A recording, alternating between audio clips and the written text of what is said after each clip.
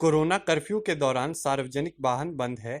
बावजूद इसके सोलन के नौणी की 100% दिव्यांग लड़की उमा कुमारी सोलन अस्पताल में अपनी ड्यूटी देती रही। हालांकि प्रदेश सरकार ने कोरोना कर्फ्यू के दौरान दिव्यांगों व गर्भवती महिलाओं को कार्य पर न बुलाने के आदेश दिए थे, लेकिन सोलन के क्षेत्रीय अस्पताल में सरकार के इन आदेशों की धज्जियां उड़ाई गई। उमा कुमारी सोलन जिला के नौणी से सोलन अस्पताल में अपनी ड्यूटी देने आती रही। उमा को कई कठिनाइयों का सामना करना पड़ा। पहले ही उमा कुमारी 100% अक्षम है, बावजूद इसके सार्वजनिक परिवहन न चलने से इनकी मुसीबत 4 गुना हो गई। लेकिन कोविड संकट में इस लड़की के साहस को भुलाया नहीं जा सकता, जो कई संकटों के बाद अस्पताल में अपनी ड्यूटी करने पहुंची। लेकिन उन अधिकारियों का क्या जो सरकार के दिशा निर्देश भी नहीं मानते। प्रदेश सरकार भले ही दावे करे, लेकिन सोलन अस्पताल प्रशासन को क्या लेना सरकार की गाइडलाइंस से। उमा देवी के अनुसार वह कोविड काल में अपनी सेवाएं देती रही, हालांकि उन्हें आने जाने में परेशानियों से दो चार होना पड़ा। उन्होंने कहा कि यदि नहीं आती तो बीते वर्ष की तरह उनकी तनख्वाह काट दी जाती, वो तनख्वाह लेने के लिए कई मिन्नतें करनी पड़ती। उन्होंने कहा, मेरा नाम उमा कुमारी है। मैं एक हैंडीकैप लड़की हूँ, 100% हैंडीकैप्ड हूँ और मैं नोनी से अप डाउन करती हूँ। गांव अनु से 2 किलोमीटर पैदल आना पड़ता है नोनी तक।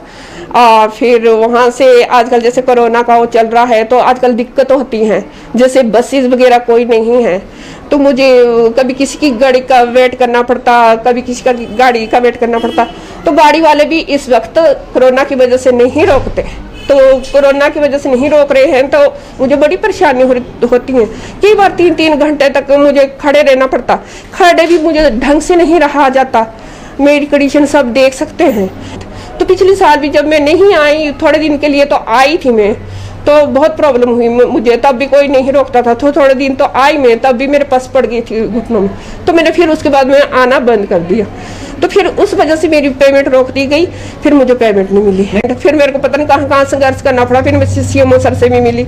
सीएमओ सर ने बोला कि मिलेगी आपको, क्यों नहीं मिलेगी, आप हैंडीकैप पर्सन हैं, आपको मिलेगी। डॉक्टर राजन उपल जी ने कहा है कि मिलेगी आपको, आपकी पेमेंट कोई नहीं रोक सकता। मैंने तो कहा है, सर से भी कहा है कि मुझे किस तरह से आना है, अभी इतनी दूर से आना है, जैसे पहले भी आते गए वैसे आते गो आना पड़ेगा। मैंने बोला कि पहले तो बसेस में आती थी मैं, बसों में आती थी, तो अब तो बस सारी बंदे हैं, सारी बसें, कोई भी बसें नहीं चल रही। आपको भी आना पड़ेगा। सर ने कहा जी एमएसएल में। सर इस कोरोना काल में मुझे कितनी दिक्कतें आ रही, बहुत दिक्कतें आ रही है सर, आने जाने में कितनी दिक्कत। वहीं जब अस्पताल के वरिष्ठ चिकित्सा अधीक्षक श्यामलाल वर्मा से बात की गई तो पहले तो इस मुद्दे पर बोलने से ही मुकर गए, लेकिन बाद में कहा कि हम इनकी ड्यूटी कोरोना वार्ड में नहीं लगाते, यह जनरल ड्यूटी करती है।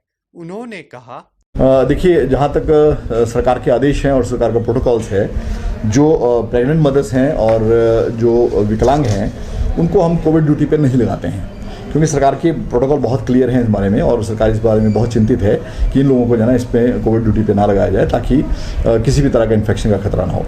तो हमने भी हॉस्पिटल में ये प्रोटोकॉल पूरी तरह से 100% फॉलो किया है और किसी भी व्यक्ति की, किसी भी क्लास 4 की, किसी भी स्टाफ की ड्यूटी हमने कोविड काल में जो है ना इस कोविड के पेशेंट के साथ नहीं लगाई है, और ये बिल्कुल क्लियर है। देखिए, सरकार के आदेश ये थे कि कुछ परसेंटेज ऑफ जो हमारे स्टाफ है, लाइक 50% है, 30% है, उसके हिसाब से सरकार ने आदेश किए थे।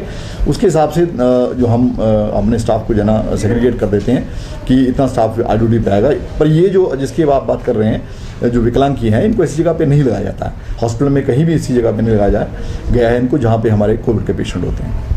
निश्चित तौर पर दीपक तले अंधेरे वाली कहावत यहाँ पर सार्थक होती नजर आ रही है। प्रदेश सरकार के आदेशों को किस तरह सोलन के क्षेत्रीय अस्पताल में धज्जियां उड़ाई गई, यह बात साबित करती है कि स्वास्थ्य मंत्री के गृह जिला में स्वास्थ्य से जुड़े अधिकारी सरकार की कितनी सुनते हैं। बहरहाल इस लड़की के जज्बे व हिम्मत को सलाम।